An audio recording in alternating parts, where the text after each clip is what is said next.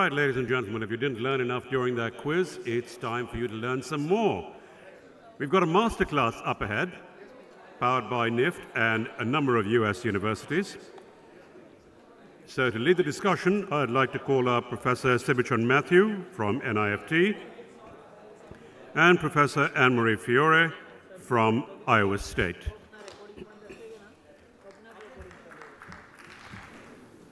Yeah. Good morning, everyone.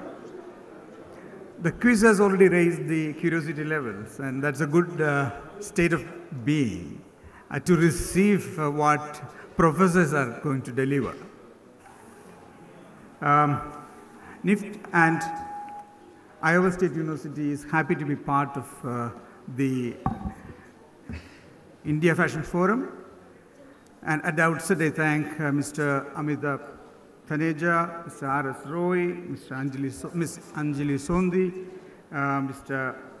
Anil Nagar, and Ms. Mohua Roy, and all the IFF team in putting this together. It is always a pleasure to be a part of the Images Fashion Forum. At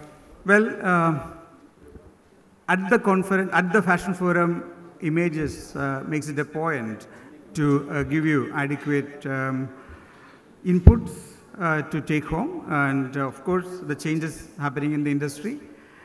In the masterclass, we are trying to drive in what are the key changes or the key challenges that the small and medium fashion retailers in the US and India are facing. What we have for you is a la carte. And we have a set of items which are going to be delivered. It is an output of a 30-month-old research collaboration with the National Institute of Fashion Technology and the Iowa State University from the US, along with other research collaborating universities in the US, that is Oklahoma State University as well as the University of North Texas. The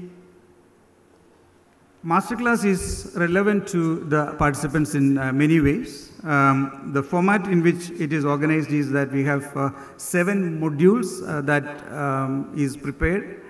At the outset, it is going to set the base of retail entrepreneurship, especially for small and medium retailers. And when we are looking at it, small and medium retailers are going to be making more sense in the future, especially because, you would be able to give the experience consumers are wanting to have in the future only in a smaller format. So we have input on experience marketing, purely focusing on how can small and medium fashion retailers can provide those experiences. We have a team led by Professor Anne-Marie Fiore. She's a university professor and a director of graduate education of the Apparel, Merchandising and Design program at the Iowa State University. Her research, teaching, and work with small business focus on customer experience and marketing activities, branding aspects of the shopping environment. She's also a fellow of the International Textiles and Apparel Association, and she has authored a book on branding and aesthetics, which is used as a textbooks in universities to teach trend analysis. So at the outset, we thank you for collaborating with us, and then we invite you to the masterclass. We also have other faculty members from the Iowa State University who is part of the research. We have Professor Linda Anim. She is a professor in the Department of Apparel Events and Hospitality Management at Iowa State University. She has a Ph.D. in Retail Merchandising Management from the Michigan State University. Dr. Neem's research interests include rural and community business, retail consumer relationships, retailer consumer relationships, small retailer competitive strategies, family businesses, and experiential marketing. She is actively involved in entrepreneurship education, including community outreach and student business consulting experiences.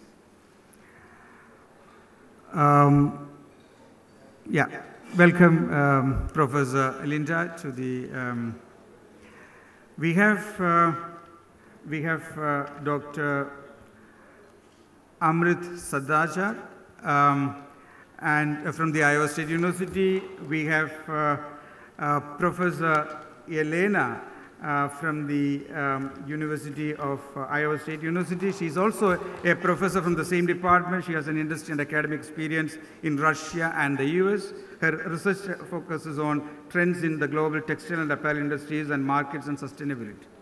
We also have Sanjukta Pukulangara. She is a professor, associate professor from the University of Texas. Her research interest is primarily on consumer behavior related with a special emphasis on multi-channel and omni-channel retailing. We also have my colleagues from NIFT from different campuses. We have Dr. G.H.S. Prasad, who is a professor from the NIFT campus, Hyderabad. We have Dr. Sushil Raturi, he is a professor from Mumbai campus. We have Professor Amandeep Grover, he is from the Delhi campus. We have Dr. Krishna Kumar from the Kannur campus. We have Mr. Siewspah Buhroy from the Shillong campus and Mr. Vikas Kumar from the Patna campus. As I have told you, a small and medium retail format makes sense because it can provide experience. Even in an omni-channel context, a small and retail formats are going to make sense because tomorrow, for fulfilling, you need to be closer to where the consumers are. So even the online formats are going to use all these small retailers in fulfilling. Even from a sustainability point of view, you have small and medium retailers are going to make more sense because the future is localization. That is localization of production and consumption. And I'm sure that the team is going to give you 6 modules in certain order. So we will be starting with the first module on retail entrepreneurship. I invite Siewspah to take on from here.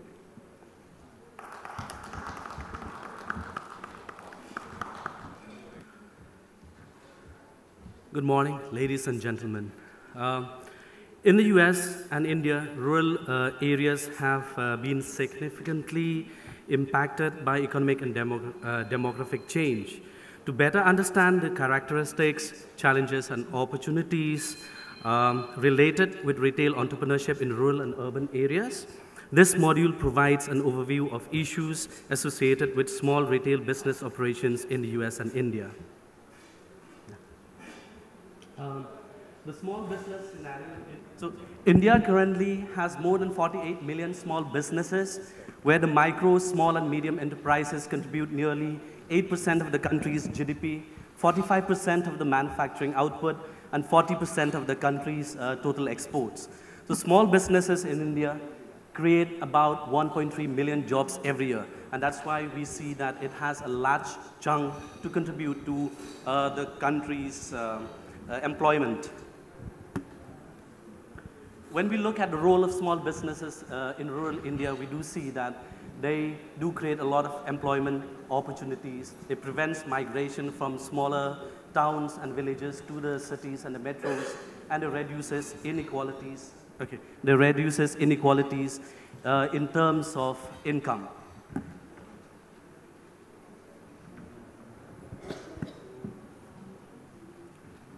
The module cites examples and applications from operational and competitive strategies for small business success and sustainability in both rural and urban areas. What we have done is that we've studied a few of the small businesses in and around the smaller towns and rural areas that are competitive and sustainable enough in their own field. And one of them, what we have done is that we've approached through the marketing mix perspectives. When it comes to pricing, Melamud Cafe is one of the cafes that, that displays such competitive strategies in terms of penetration pricing, where they have launched a cafe where all of their products are priced in a very low cost, targeting the college-going audience. And by doing that, we do see that a lot of the students are going there, and it's competitive from time to time, rather than competing with the other cafes in and around the area.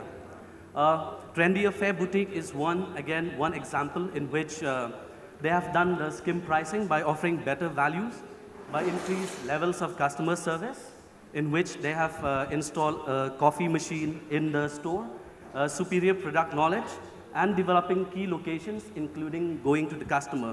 Because the boutique is located in a place where there is a parking problem, what they've done is that they've identified certain key points within the city in order for the customer to collect their orders when it is done.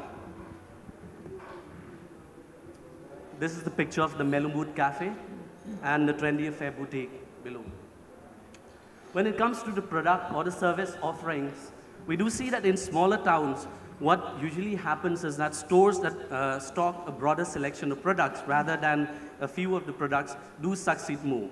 One of the examples is Leela Brothers, in which they do stock a lot of stationery items for the kids going to school and things as such.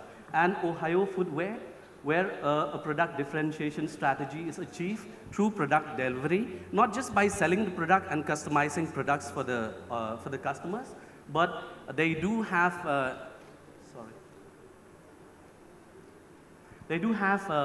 the repair service for the customers. So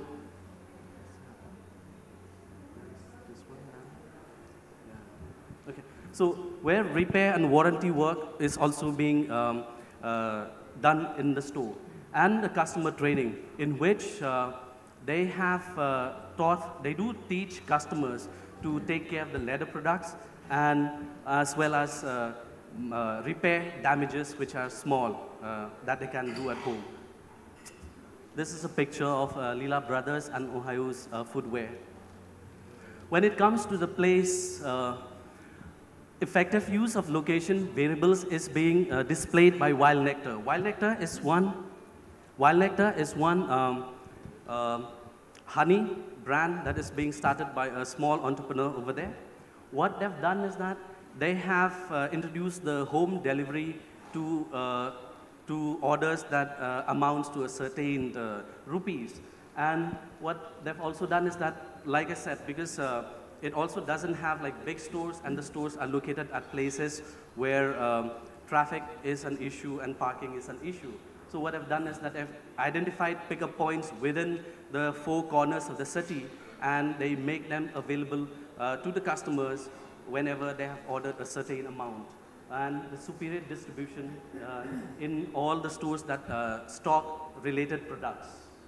What I've done also is they've launched a cafe in which all the products in the store has honey in it. So this is an organic honey that is being launched, and through this we see that these small businesses, they've increased the touch points with the customer base, and that is how it is imperative and it's important for them to stay competitive and to stay relevant in an area where they can easily be gobbled up by the giants in the industry. That's all I have. At the moment, I'll pass the presentation to Dr. Neem to present from the US perspective. Thank you.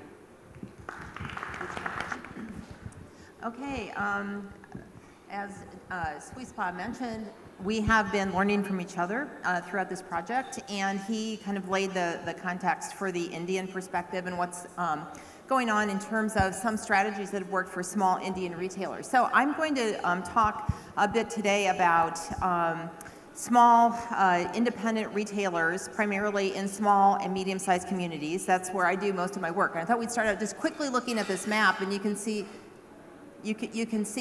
that the degree of green on the map shows where there are less populated areas, meaning that they are more rural areas or smaller communities, and that's really where the majority of the businesses are small businesses. Not that we don't have them in urban areas too, but we do see them a lot in those types of areas. And in fact, that's where we're from. The middle green state that you'll see up there, right smack in the middle, is Iowa.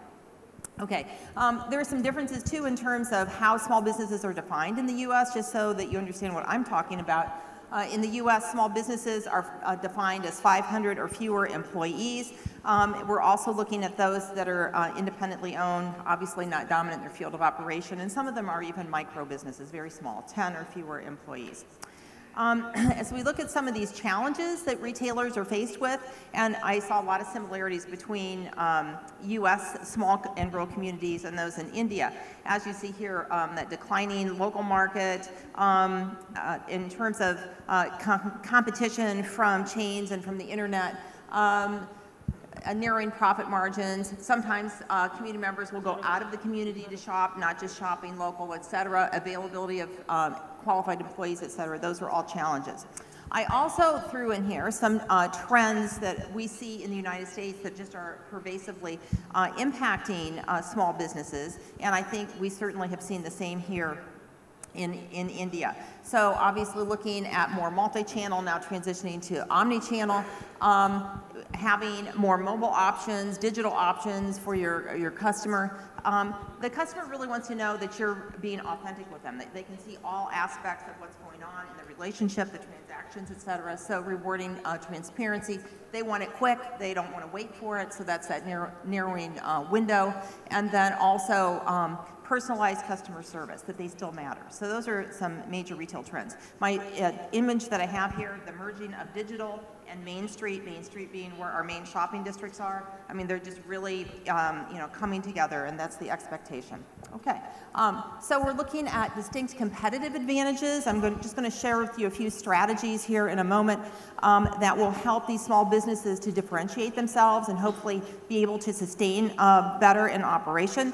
So as we see here, something that's distinct is something that differentiates your small business from its competitors. It can't be easily copied. It's going to make you stand out as someone that can only uniquely provide those opportunities. And I think it's really worth noting, I know Dr. Mathew talked about small businesses and that they really could provide experiences. Small businesses are really ideally positioned to do those types of experiential offerings because they are small, they're more flexible, they can respond quickly, they can personalize, they can customize. Okay, so we're looking at not just a singular, way in which to address your customer and to market to them, but we're really looking at having some traditional and also some non-traditional or more contemporary online methods as well. Okay, so a few that I picked out just to quickly share with you today. We all know what traditional marketing is, so there are all kinds of traditional methods, but augmenting that with guerrilla marketing, where you're using these kind of out of nowhere, really surprise techniques. It's more localized, it's unconventional, it's low cost, it's easy to do. All of those things say that this is really a good fit for small businesses. Some examples I pulled out quickly of guerrilla marketing. You can see that this was a neon marker pen that they used to take advantage of some architectural features, and that really created some high impact and drew attention. So that would be an example of guerrilla. We see some things that are used like on the street, that would just have been like a grate, and they added some information to it, or unused space, such as the signage that you see on that otherwise nothing kind of building. So unconventional, low-cost means to promote their brand.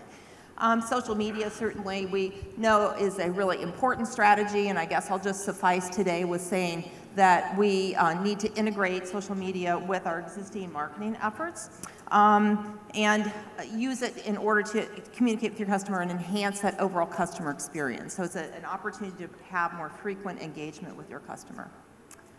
Okay. And as we look at some of these strategies that I've chosen, that these have really, in small and medium-sized markets, small and medium-sized communities, really proven to be good models, alternative models. So if you're trying to be multi-channel, you usually have a store, right? So in addition to the store, what else should I be doing? Well, I should be online. Are there any other options that I have? So as you can see from the slide here, maybe having a pop-up shop, something that's going to be not there all the time, but it could be more mobile, also like a truck or a trailer, maybe as part of a festival or just as a seasonal special event type of thing. So those are some other channels, other ways that small businesses can become multi-channel, not just have that static singular store. Also, as we look at business within a business, this is really popular in the United States. So retail space is very expensive. So maybe a number of small businesses might use space within a larger main street area, renting space from whoever the owner is, so they're sharing the cost. So business within a business is really good. Tiny business villages, that's like destination marketing. So you have a number of complementary businesses, or maybe, I don't know, if it's like antiques or jewelry making, and certainly you see some of those sorts of things here in India as well. But in the United States, this is clustering them together into a complementary set, creating this tiny village for tourism shopping primarily.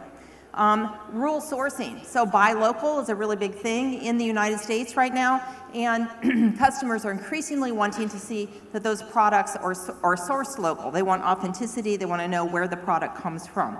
So that is another really popular strategy.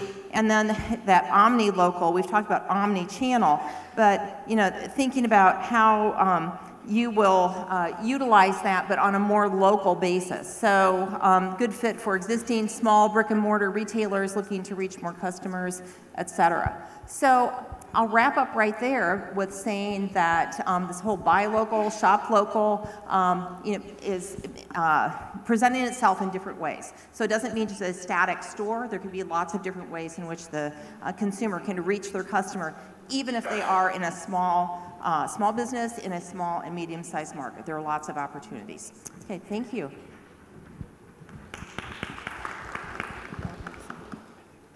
Next, we have Professor Prasad. He's going to discuss about assortment planning. A very good morning to all the esteemed representatives of the industry. I thank Professor Sibichan Mathew for a wonderful start and introduction. And I also thank the previous team for making a wonderful presentation. So this is a module on assortment planning. So assortment planning is well read, well documented with respect to the large established and professional retailers. So the practices are well documented, whether it is in the textbooks or in the literature, we all know. But when it comes to the small retailers, unfortunately we don't find much of the literature or documentation. So there is not much information or insights available as to how these small retailers do their assortment planning and what are their challenges. In what context, in face of what challenges they do this assortment planning.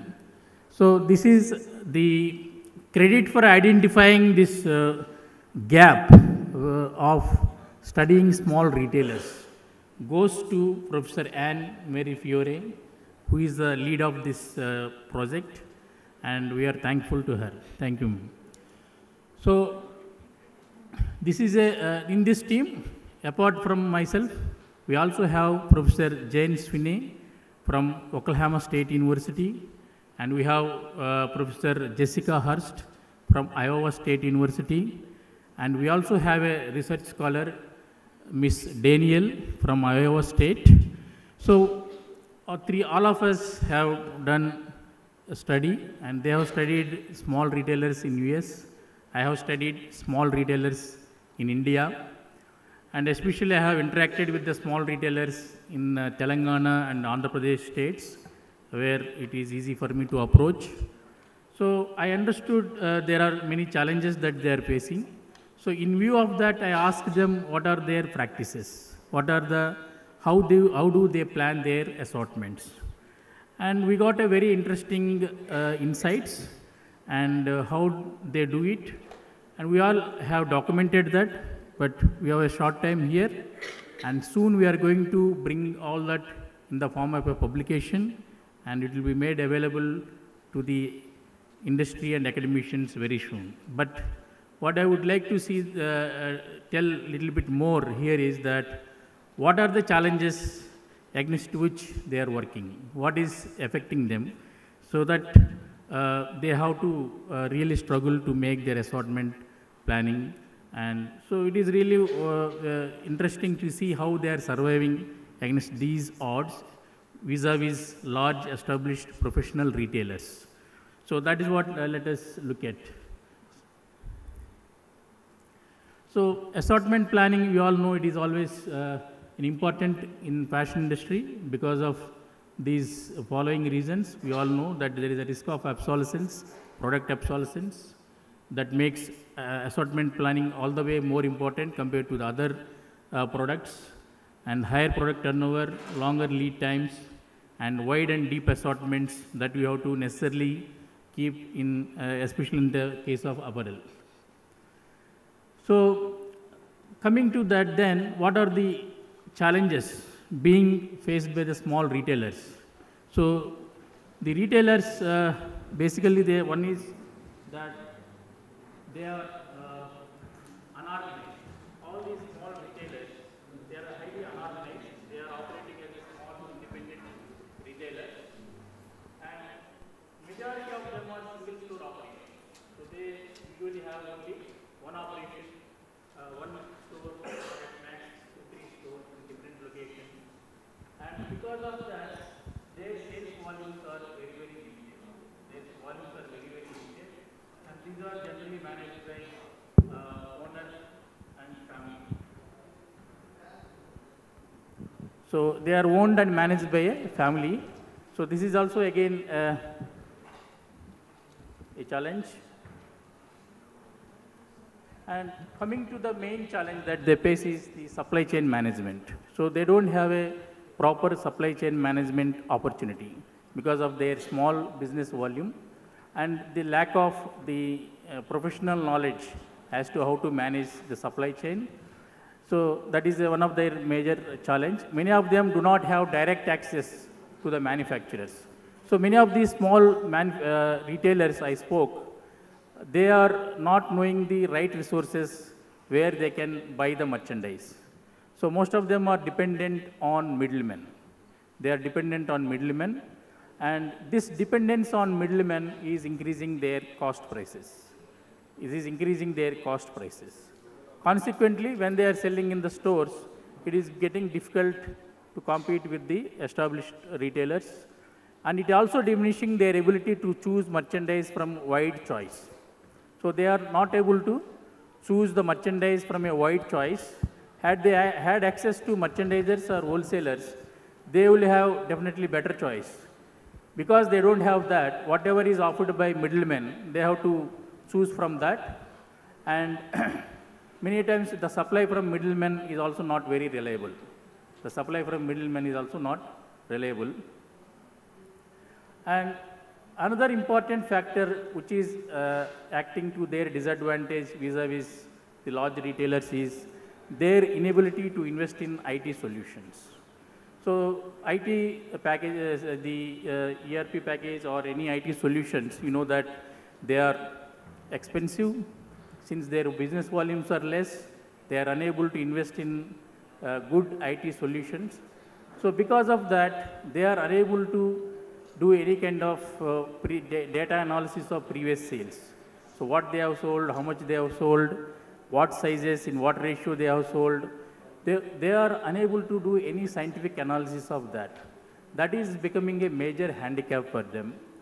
And because of that, they face a serious problem of dead stock because they are left out with some odd options which are left out, nobody is buying. Sizes are left out. So that is again they are facing a major problem. And Other professional services for which they don't have access is fashion forecasting and trend forecasting. Unlike the major retailers, so they are unable to decipher what is likely to sell, what is not likely to sell, what is in and what is out. So that is again a major handicap for them. They are mostly relying on the middlemen. Consequently, they are facing a lot of disadvantage. So all this is one of the main reasons is that their small volumes. And they are also unable to invest in any kind of promotions because they hardly have the budget available for doing any kind of promotions. So that is again a major disadvantage. And they also lack visual merchandising skills. So since it is a family owned and family managed, so they have some knowledge of how to display the merchandise by looking at other stores, by observing other stores, whatever knowledge they gain, they try to imitate that. So, but they do not have any professional knowledge of, many of them, how to display the products. The visual merchandising skills and knowledge is a major lacunae. Limited ability to hire trained and skilled professionals. Obviously, since it is a owner, family owned and family managed, so it would be difficult for them to hire any additional professionals by giving good salaries. So it is because again comes back to the limited volumes. So large retailers retailers are offering wide number of options for customer to choose from. So whereas these small retailers, they have only limited options available for their customers because they are unable to invest, make good investment in purchasing the wide the assortments. So given all these challenges, so how is that still they are surviving? How they are making their assortment plan such that they are still able to survive, they are able to face competition, is we have got some very good insights. So many of them do have their experience, their gut feeling, and certain other things, methods they adopt to survive in the marketplace. So these, all these insights about how these small retailers do their assortment planning, so we are going to come out in the form of a book. So along with all the modules, it is going to be published. And I think it would be very, very interesting for those in the, particularly those small retailers to know how these are being done by the small retailers. So this is basically the module on assortment planning. So this is how, given all these challenges, how do these small retailers are surviving and how do they are making their assortment planning? That is our module. And we cannot, since the lack of the time, we are not able to give the full details about what kind of practices they are adopting, so how they are taking their store size and other things into consideration, and how they are relying on various sources to get various types of information relevant for their assortment planning. So all that cannot be discussed here because of the lack of the time. So, but otherwise, we got a very good insights, and this project has really given us, even we are also actually focusing and we are teaching to our students the standard practices which are there in the book, the OTB, and we are called 6-month buying plans. All that only we are doing. But because of this project, we thought for the first time we have dipped into the industry. Yeah. So, and we really got, we ourselves have learned a lot in this module because of this project and collaboration. Similarly, my collaborators from the US universities, they have studied the practices in US, small retailers in US, and they are also well documented, and we are going to bring out. So thank you very much. I thank Mr. Amitav and Images team, and particularly the organizing team of the IFF. I also thank the US team and Professor Anne Fiore for taking up this project, and because of which we all got the opportunity to work on this and it is really enlightening for all of us. I hope we will be bringing out a very enlightening knowledge to all of you. Thank you so much. Next, we have Professor Elena Karpova and Professor Krishna Kumar. They are going to talk about triple bottom line. Good morning to everyone present here. Okay. Thanks for Dr. Prasad, who is giving some inputs on the challenges faced by the small retailers related to the assortment planning. Okay. Now I'll give a brief introduction into the triple bottom line module. Okay. And Dr. Elena will give inputs from the American perspective. Okay. The triple bottom line framework, it is also called as a 3P framework. That is profit, people, and planet. And this concept is mainly based on the concept of sustainability. Okay. The sustainability concept is focusing on providing equal opportunities to our future generations in terms of providing an efficient economic platform where business are conducted in a fair manner, fair trade practices manner. Okay, and good employment opportunities are created, and a platform to give a good entrepreneurial startups. Okay. Then second one is creating a harmonious social place where everybody is treated equally, where everybody is given equal opportunities without any discrimination in terms of gender or ethnicity or religious, so on and so on. And the third focus is on the preservation of the natural resources and environment that we are going to give to our future generations. Okay. So based on these three prospect areas, okay, the triple bottom line framework is built upon. Okay. So it starts with the first bottom line, economic bottom line, okay, for which the business is mainly focused on. Okay.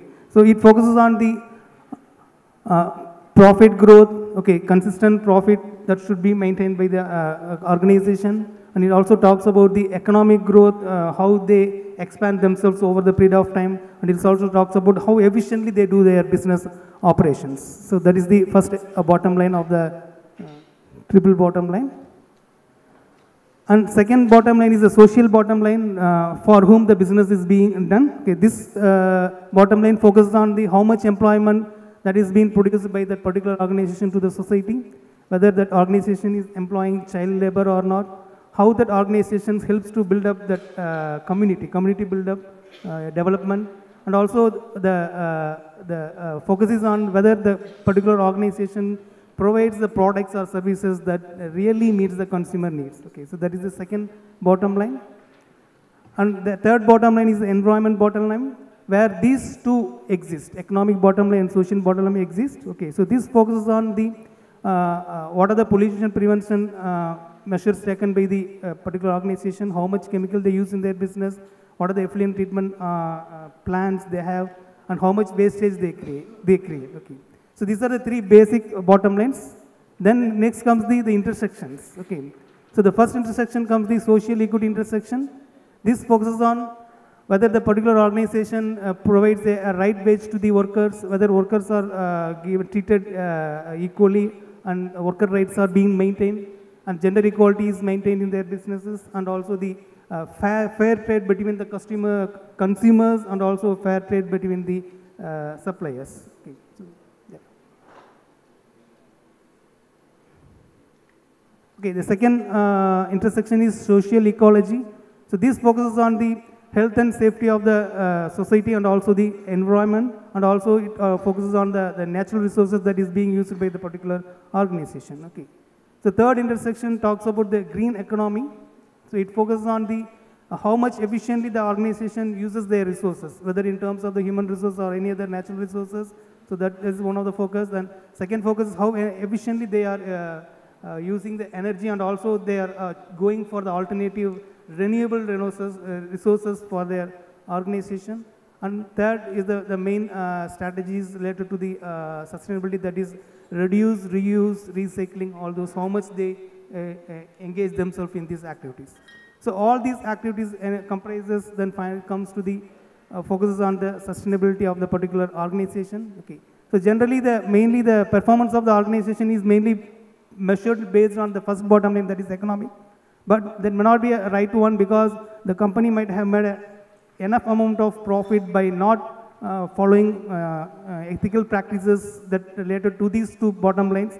So the performance of the company that should be measured on these three bottom lines rather than the only one bottom line, that is economic bottom line. Thank you. I hand over to Dr. Elena to provide some insights on the American business. Thank you so much for coming to our session. It's a pleasure to be here. It's our first time in India, so we're very excited. So I studied the program, both sides, very carefully. And I was very surprised not to find the word sustainability at all. Any conference in the United States now, if you go, there is a big, big focus on being sustainable, on sustainability, green practices, environmental impact. So it was a little surprising for me to find that it was not a focus here. What I'm going to do, I'm going to give some examples of US companies that have been very, very successful practicing the triple bottom line that Dr. Krishna just mentioned. Economic transparency. Consumers want to know what they're paying for, how much the garment they're buying actually costs to produce. Are they going to be getting ripped off, and how much? At least in the US. I cannot speak about Indian market, but in US, one company, Everlane, they started 6 years ago with zero, and last year they reached $100 million in sales, being totally online business. What they provide, they focus on economic transparency, among other things. So you can see this is their website, way exceptional quality. The product has to be good, right? If the product is not good, nothing matters. But if you give good product and give something else for consumers to differentiate your business, that's what really, really important. Radical transparency. That was this company is known for. So for any single garment that they have on their website, if you scroll down, and you can Google it and go to the websites. This is just an example. If you scroll down, you can see they provide the pricing, the costing for every product. For example, in this case, materials were almost $15 for this dress, hardware $1.40, labor $9.35, and they do provide information on the factory where it was made. Duties to pay at the US customs was $6.94, and then transport $1 for dress. So they showed that the true cost of the dress was $34. This is what it costed for the company to make this dress and get it to US. And so they charge it for $98, so they show what the profit is. They also provide comparison what similar dress of the same quality will be sold by other businesses. So you can see $170.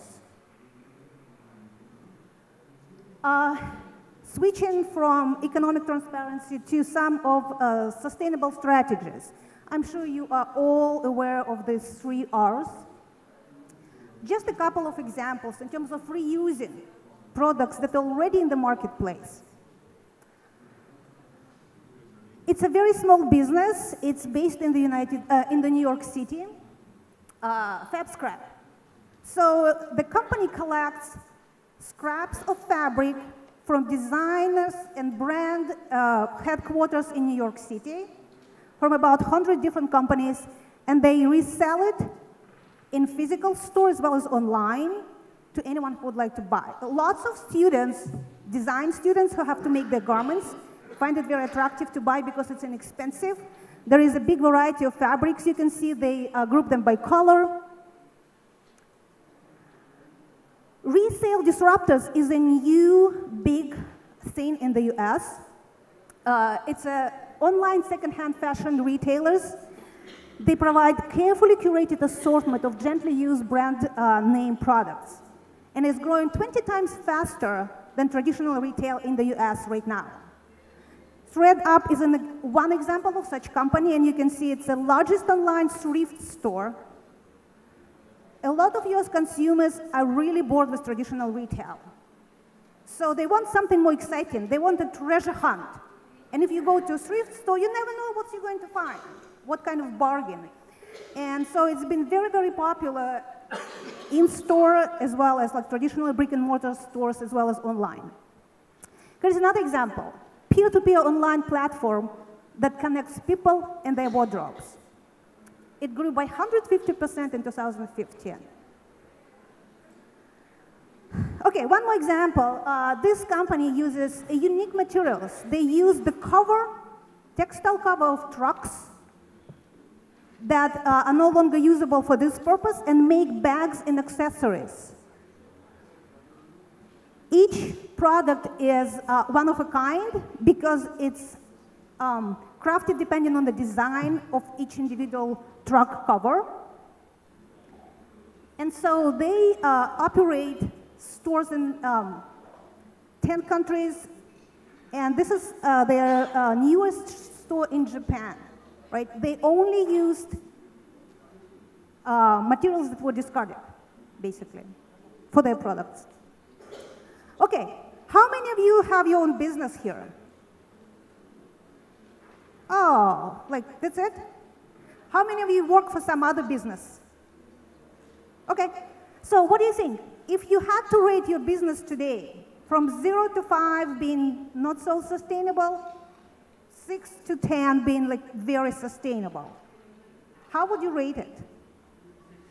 6, very good. Anyone else? Anyone above 6? Excellent, right?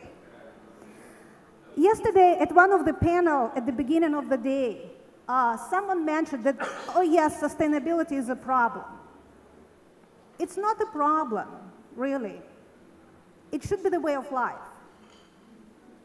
Right? If we think about it as a problem that is annoying and we have to deal with this, right, it might be difficult to actually have any significant results.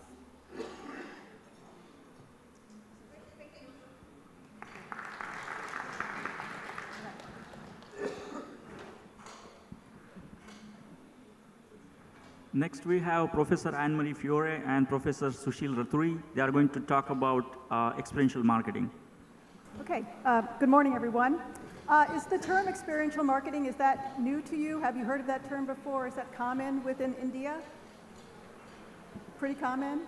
Not heard of? Well, from what I can understand, it's not very common here. And looking online and trying to understand experiential marketing within India, I think it's something relatively new in comparison to other places in the world. So hopefully you'll learn a little bit about experiential marketing today. What I'm going to do is going to give you a definition of what experiential marketing is. I'll talk about the impact of experiential marketing in the West in terms of what some companies have found, and then looking at what successful experiential marketing looks like. And I'm going to do this within 7 minutes, and we're being timed. So first, to look at this idea of experiential marketing, what is it? So a definition, what we're looking at is any form of customer-focused marketing, an activity that creates a connection to customers. So this idea of connecting to customers is very important within Western marketing and retailing. So what does that mean, to connect to customers? So what we're looking at is making that customer feel personally connected to the company, that what that customer believes in, what they value, is what that company values as well. So that becomes very important. And also that idea of connecting to other customers or creating a brand community. So when we think about brands within the US, we always think about the brand community. How do we create connections with that one customer, but also customer to customer and the company? And we also think about this idea of creating a memorable experience. So something that's very important in experiential marketing is making it memorable, something that customers really can remember, think about, and share. Because what you're looking at with experiential marketing is a way of the customers doing the marketing for you. So I've got a couple of examples, and you can see that experiential marketing is relevant to very large-scale companies and firms, as well as very small scale. So I've got a major brand here, a major retailer, Target. I'm not sure if you've ever heard of Target, but it's a major general merchandise retailer within the US. And they're really the ones that became very popular with experiential marketing, one of the big firms to really latch onto it early on. So I have an example here of a pop-up shop that they did around Christmas time, and they called it Wonderland. So this winter wonderland that they created. And it was a 150 square meter store, so it was very large. They used a lot of technology, they have a lot of resources, but it allowed the customer to come in and just play with their children or have other activities such as talking to Santa on a television screen. There were products in there, and if you wanted to buy them, you had RFID tags that you can just go down, hit the screen, and then at the end of the trip, you could actually pick up your products for shopping. But the focus was really to understand the brand, to make connections between customers, and so the main focus wasn't selling products. So it's a very different idea. The main purpose was not trying to sell products, but to connect to that brand and build that community. But you can see that this is also something that can be done at a very small scale. So this is a small independent retailer, and they had a curated collection, so they gathered products from different manufacturers, and they took their garage. So in the US, we have garages where we store our cars during the day or at night when they're not in use.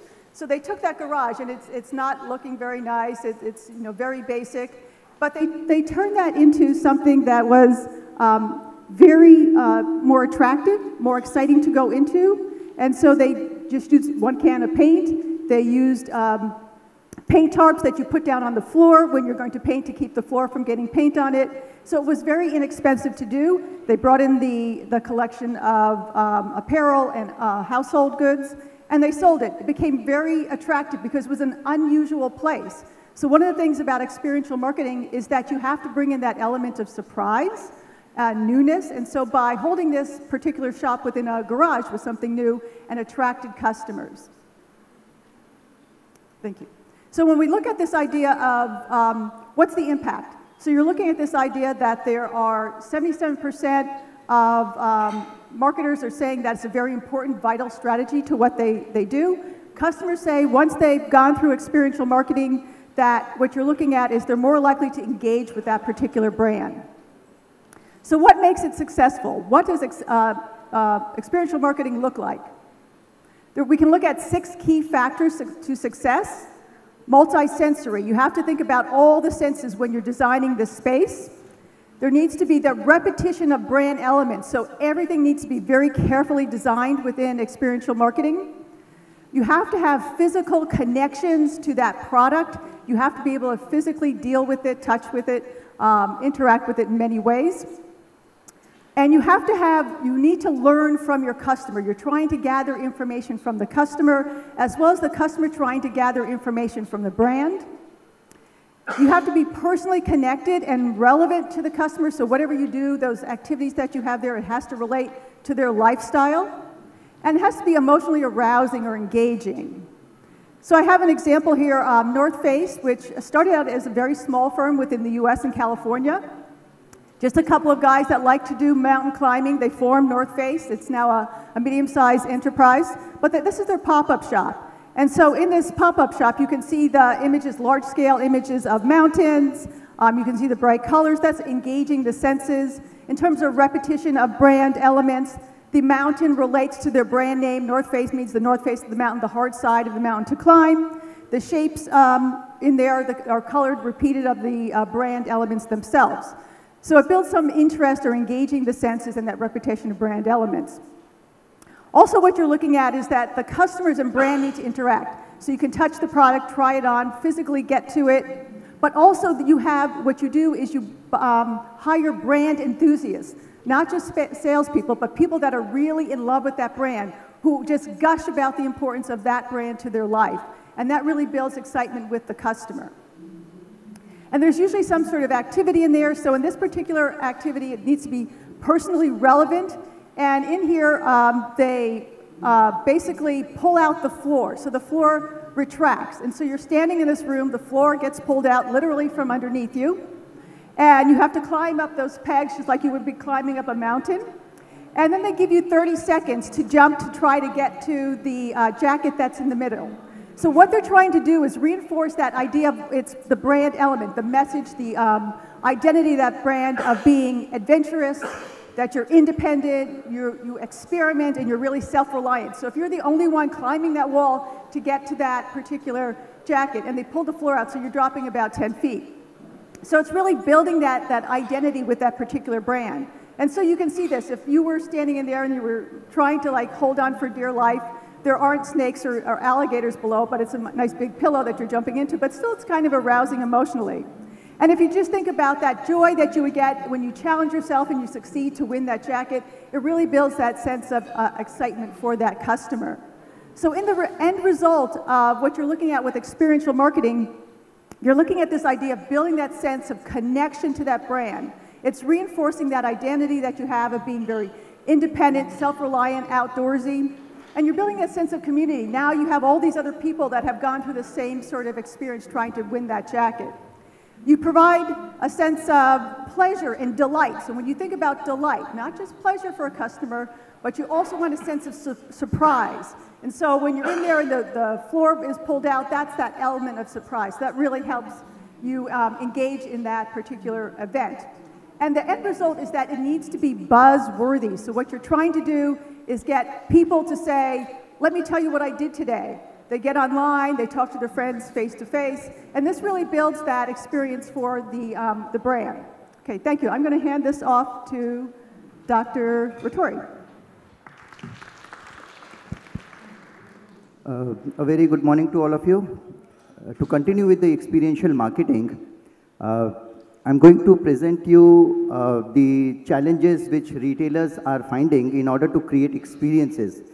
And I've tried to put all these challenges in the form of 7 E's of retail, which is an outcome of my postdoctoral research work, which was done in India, and it was almost a 2-year work wherein I met around 600, 700 stores, be it entertainment, amusement park, be it apparel retailer, FMCG, or any sort of retailers.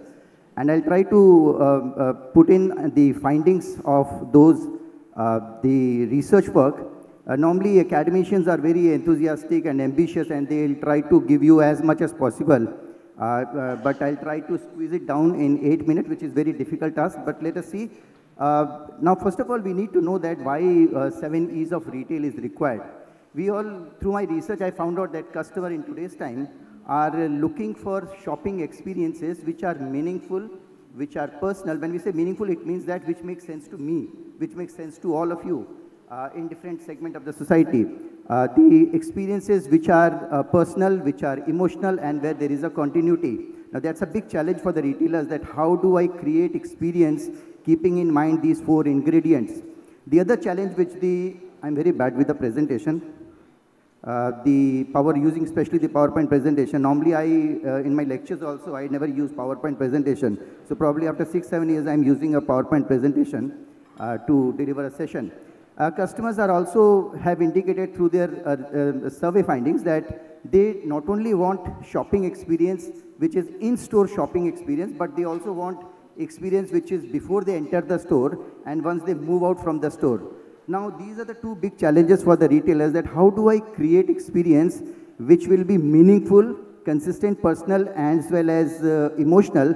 At the same time, I am giving you experience which is in store, outside the store, as well as before I enter the store.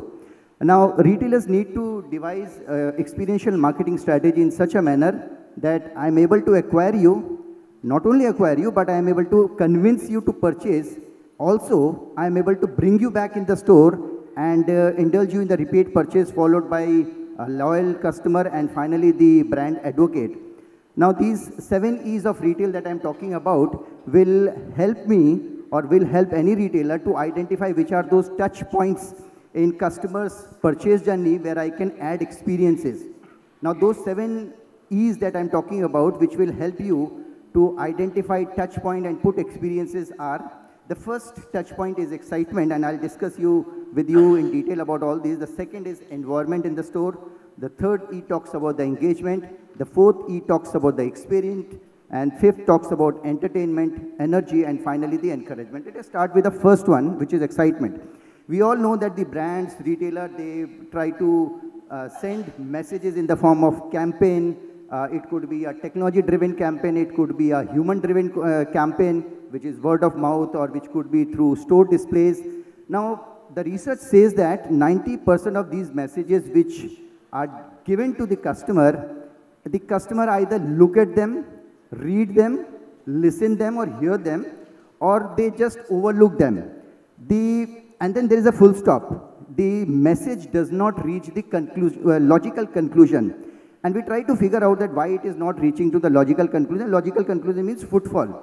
And then the customer said that the reason was we were not able to connect with the message. We are not able to connect with those campaigns. And the reason why they are not able to connect with those campaigns is because there is no story behind it. The customers get interested, but those interests are not too much to create an excitement or ignite this customer to go to store and drive the footfall. So this is the first challenge for the retailer, that how do I create excitement in the mind of the customer when he is still browsing or when he is just exploring, sitting at his home or any other place.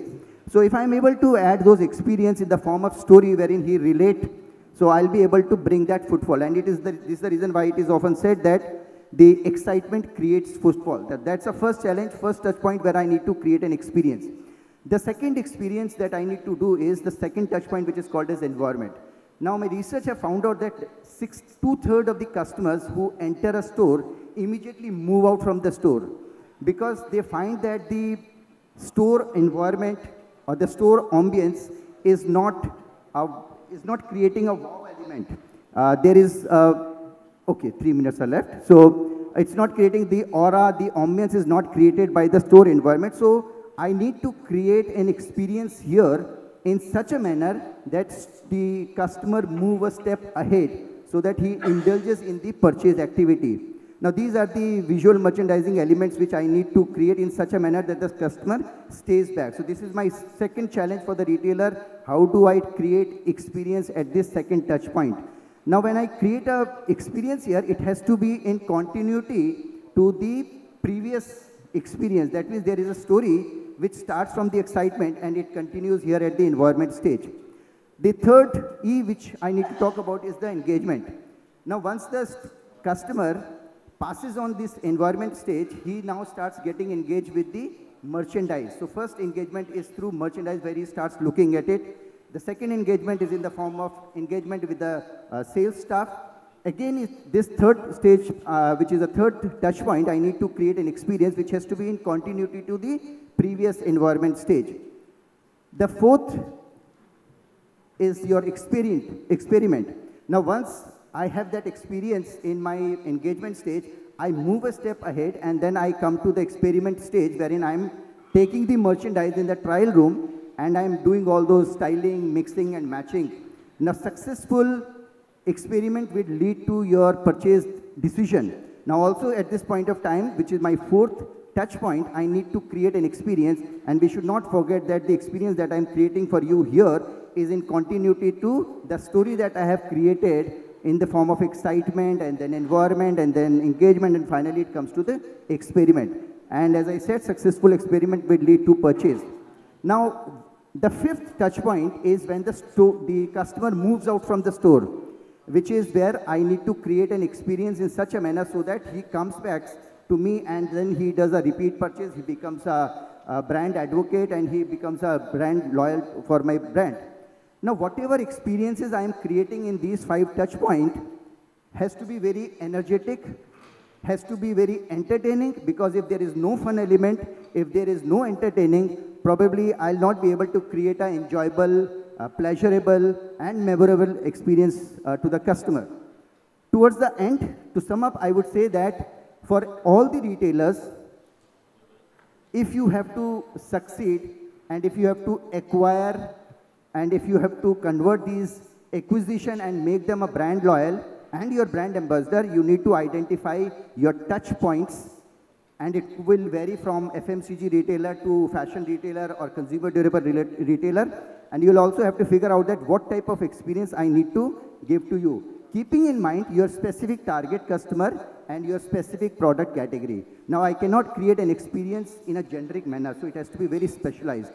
I can see lots of retailers are here, sitting here, so I leave it to you how you would want to create experience. But the only thing that I would like to tell you is you first of all need to identify touch point, and then accordingly you devise your own experiences for different touch point. And I would welcome all the retailers to engage with NIFT, and we would be happy to provide you consultancy as in how to create experience at different touch points. Thank you. Next, we have Professor Vikas Kumar, Professor Sanjukta Pukulangara, and Professor Amandeep. They are going to talk about the Omni-Channel and promotion strategy. Thank you all the speakers before. Thank you everybody who has made this possible. And taking up from where Dr. Raturi left, the energy. Let me check the energy in the house. A very good morning to all of you.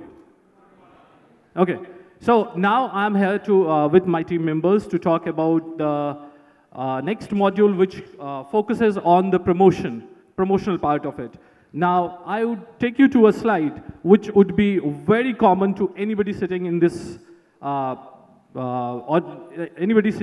conference. All of you must have read about 4 P's of marketing, where we talk about right place, right product, right price, and the 4th one, which I'm going to talk about, is right promotion. But forgetting about what is there written in the books, what we need to focus upon while promoting our businesses is the changing dynamics of the world. What is happening around us? The consumer behavior is entirely changing over a period of time. What we have seen is the way consumers look for information has entirely gone under change. Now, today you have to look for anything, you have to search for anything, anybody, any idea, any business. What you do is you take out your smartphones and you just type it in Google or whatever search engine you are using, and you can find the answers. There are no more possibilities of saying that you are the best brand, you are the best retailer, you have the best product without actually meaning it. There are lots of people saying things about you as well as other retailers, other brands, and you have to take that all into consideration. You see, the technology has undergone a massive change over last 10 years, over a decade. Like whatever you see, all the developments that happened in 1 century happened in a decade, and now it is going on at a much faster rate.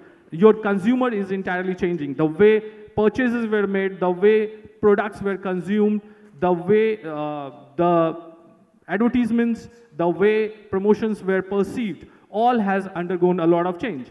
So keeping all these changes in the mind, you can choose either to use the traditional or non-traditional medium which you have today available with you. You can either choose to go with the traditional one like print, TV, or you can go for the non-traditional media like social networks or email, blogging, whatever is available to you. But at the end of it, what it comes down to is what we have devised here is the traditional value delivery system, which you where you create, communicate, and deliver value to the customers. What you can do is you can do it in a form of what we call VIP TDS. I am sure with March approaching, everybody would be aware about TDS, like a very, it's a catchy one. So what I have put it here in this form, what I call is VIP TDS. V stands for visually stimulating promotions, I for influential ones, P for personalized, T is technology based, D is data driven, and S for smart. So basically what you have to do is you have to create promotions which can visually stimulate your customers, can be influential, and can be personalized as per the needs, as per the requirements of the customers. And obviously we have the technology with us, so you can take advantage of that, use big data, use artificial intelligence, and ultimately create a smart campaign, create a smart promotional message. Now, I don't know how many of you are going to remember me after this presentation, but definitely you are going to remember VIP TDS, right? So that is promotion for me. Thank you very much. I pass on to the next. Hi, everybody. We don't have too much time, so I'm going to rush through this. If anybody has any questions, I can answer them later on, but we're just going to do this quick. So I'm not going to talk even about IMC, which I'm sure everybody knows is integrated marketing communication and how it is changing and evolving. So I'm going to quickly jump into Omni-Channel. I'm very passionate about it, and I'm very happy to hear all of you guys talking about Omni. And it kind of ties up the entire course of this, is that Omni, if you see, is the tip. It's all about experience. It's all about creating very synergistic, very smooth transition between channels. It's all about, the customer is all about the brand and no longer about the retailer. And that is very, very critical. This kind of gives you an idea how omni-channel is different from multi-channel and cross-channel. Currently, I can tell you with a lot of authority, there's not a single retailer out there who's been able to do omni-channel perfectly. Because once Amandeep talks about it, you'll kind of have an idea what is the ideal omni-channel retailer. None of them, unfortunately, is possible yet. And because he will tell you what it is and why it is. But just remember, if anything you can remember, as he talked about, this is what you should kind of pay attention to and kind of focus on, is that when you look at the channels, how they are different. Hi, thank you, Sanjukta.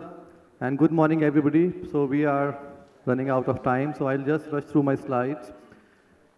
Like whenever the company is here, the omni-channel is a buzzword. Every company is talking about here also about going omni-channel. So here, whenever the companies are talking about that they would like to go omni-channel, so what are the points they need to focus on whenever they are creating their own omni-channel strategy? So I will just touch upon some points. Like the first one in merchandising, they cannot think about different inventory lines for separate touch point. So they cannot be product-centric. They have to be customer-focused. They have to be customer-centric. And if you talk about marketing, so nowadays companies are doing basically they are collecting all the information from various touch points, and then that information, with that information they are trying to create a customer profile, and then they are trying to bombard the relevant and important information in a timely manner to that particular customer, and that is helping that particular customer in making a purchase decision. And if you're talking about product development and sourcing, now here also we have heard about a lot of presentations where every company is talking about creating their own private labels. So that is a buzzword because the companies are able to have more profit with the help of private label. And near sourcing is more profitable model. Near sourcing means earlier what the buzzword was basically focus was on low cost sourcing. Because if you are sourcing from the low cost remote countries, the supply chain is long, and then there are issues of responsiveness, low customer service, and diminishing intellectual property rights. But now the buzzword is proximity profitable model, where the companies are focusing on sourcing from the nearby markets because of sustainability, also environmental concerns. And, okay. So we are done. I'll just wind up with this: stores aren't going away. Digital collaboration of digital as well as physical stores, like in India also Amazon and the Shoppers Stop, they have tied up together to have a win-win situation. So I'll wind up here. If you have any questions, you can write it to us. We'll be happy to answer. Thank you so much. I'd just like to close in saying that we are developing modules that will be online for free, open for any retailer to look at and use in the future. So perhaps that information would be available at NIFT if you're interested in the future. Thank you very much for coming.